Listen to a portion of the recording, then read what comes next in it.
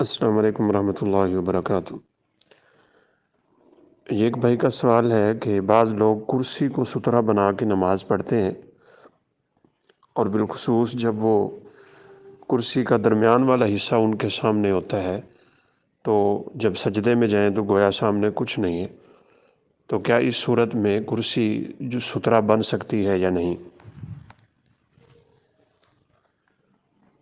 ستھرا ہر اس چیز کو کہتے ہیں جو نمازی اپنے سامنے رکھے اور گزرنے والا اس کو دیکھ لے۔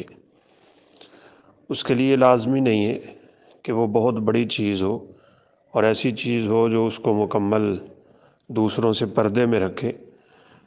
باریک سے باریک چیز بھی جو نظر آتی ہو گزرنے والے کو، وہ ستھرا بن سکتی ہے۔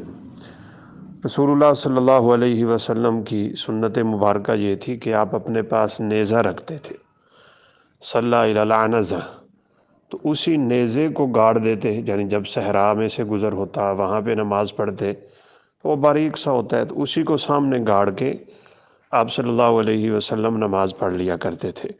لہٰذا ہر وہ چیز جو نمازی کے اور اس کے گزرنے والے کے درمیان حائل ہے وہ ستھرا ہی ہے، اور اس کا اہتمام ہونا چاہیے، جیسا کہ رسول اللہ صلی اللہ علیہ وسلم کی احادیث میں ہے۔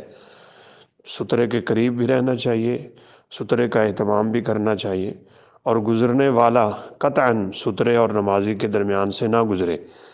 آپ صلی اللہ علیہ وسلم نے فرمایا جو یوں گزرنا چاہ رہا ہے فَلْيَدْفَعْهُ، اس کو روکے، فَإِنْ أَبَى فَلْيُقَاتِلْهُ، اگر وہ پھر بھی گزرتا ہے، باز نہیں آ رہا، تو اسے دھکم پہل کی بھی اجازت ہے، اور اس سے تھوڑا یعنی جھگڑے کی سی کیفیت کی بھی اجازت موجود ہے، بلکہ آپ نے فرمایا فَإِنَّهُ شیطان، وہ شیطان ہے گزرنے والا۔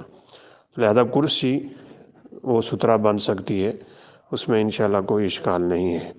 واللہ اعلم۔ السلام علیکم ورحمۃ اللہ وبرکاتہ۔